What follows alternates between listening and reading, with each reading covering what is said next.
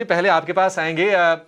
Sir, इस development को आप कैसे देख रहे हैं और क्या ये जो फॉल आया है, क्या ये एंट्री का लेवल मिल रहा है निवेशकों को?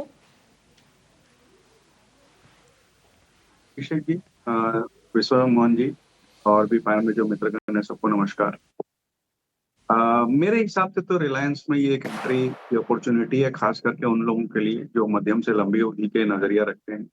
ट्रेडिंग की मैं बात नहीं कर पाऊंगा, उसके लिए जैन साहब हैं, वो बेटर आइडियाज देंगे लेवल्स वगैरह का।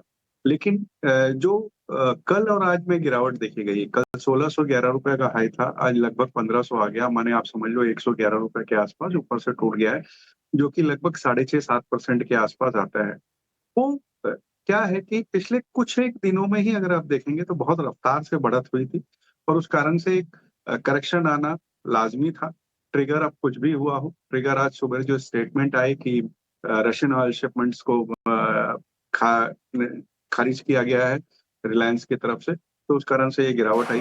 वेनेजुएला में जो भी पिछले हफ्ते हुआ उसको लेकर के लोगों में ये चिंताएं बनी है कि शायद क्रूड के प्राइसेस बहुत वॉलाटाइल हो जाएंगे, शायद थोड़े बढ़ भी जाएं, इस वजह से ये हो रहा है। लेकिन हमें ये नहीं भूलना चाहिए कि रिलायंस के पास एक कॉम्प्लेक्स रिफाइनिंग कैपेबिलिटीज है, जिसके कारण से वो उतनी दिक्कत नहीं आएगी या उतने मार्जिन पे प्रभाव नहीं पड़ेगा। उसके अलावा अगर अपने दूसरी तरफ देखें तो रिलायंस की जो पिछले बार एजीएम हुई थी उसमें क्लियरली मैनेजमेंट ने कहा था कि वो डीप टेक कंपनी एक तरीका से बना रहे हैं, जिसके कारण से वो रिलायंस इंटेलिजेंस एक एआई सॉल्यूशंस में जा रहे हैं। मेटा और गूगल के साथ उन्होंने टाई अप किया है।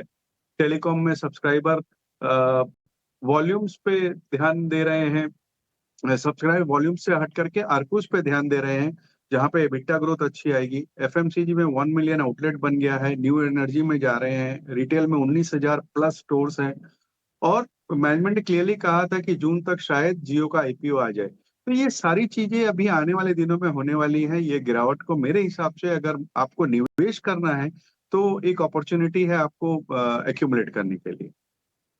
larger IT players versus mid cap IT sector stocks, कोई पर्टिकुलर स्क्रिप्ट जो आपके फोकस रेडार पर है? देखिए, निफ्टी आईटी में हमें लोअर लेवल से बाइंग देखने को मिली थी, बट ये स्टॉक जब से ही जून मंथ हाई के आसपास पहुंचा, जो कि 39,500 के आसपास है, तो वहां पर फिर हमें एक हल्की फुल्की मुनाफा वसूली देखने को मिली है। बट अभी लगता है कि ओवरऑल जो अपसाइड के मूव है वो इंटेक्ट है। हालांकि जो मेजर ब्रेक थ्रू है वो 39,500 के ऊपर आएगा। अगर एक बार निफ्टी आईटी इंडेक्स 39,500 के ऊपर निकलता है तो फिर वहां से अपसाइड के मूव हमें देखने को मिल सकते हैं। लार्ज कैप में अगर मैं देख पा रहा हूँ तो मुझे विप्रो काफी अच्छा लग रहा है। विप्रो का जो स्ट्रक्चर है अभी भी पॉजिटिव है और हमें लगता है कि जब तक ये विप्रो 250 के ऊपर सस्टेन करता है, तब तक इसमें हम अपसाइड के मूव देख पाएंगे। 275 का एक मेजर रेजिस्टेंस है, अगर इसके ऊपर निकलता है तो वहां से फिर हमें फर्दर अपसाइड के मूव देखने को मिल सकते हैं। तो मुझे लगता है कि जो फर्स्ट लाइन ऑफ रेजिस्टेंस उसके बाद आता हुआ दिखाई दे रहा है वो 295 के आसपास है। 295 के ऊपर निकलता है तो 305 तक के भी लेवल्स देखने को मिल सकते हैं। सो विप्रो एक आईटी का कैंडिडेट है जहां पर हमें बाइंग अपॉर्चुनिटी के मौके तलाशने चाहिए। तो ये मुझे लगता है कि आने वाले समय में यहाँ पर में अच्छे रिटर्न मिल सकते हैं।